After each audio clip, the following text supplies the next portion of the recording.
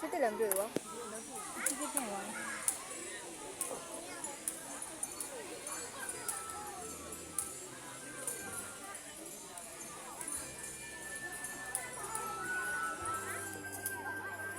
ကြောက်နေ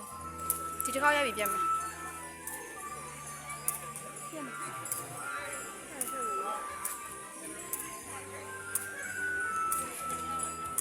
ပပအောင်ဒီကဆွဲပြရတယ် ပပကိုရိုက်ချင်လို့မဟုတ် ဟောအောင် တစ်ခွက်လုံးအဖေရိုက်ခံတာလို့လေချင်းမဲ့ကိုပါအောင်လို့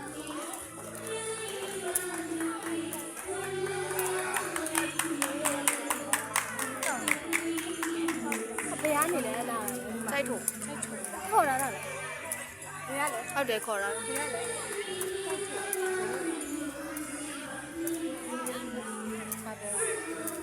စွတ်ကြီးချ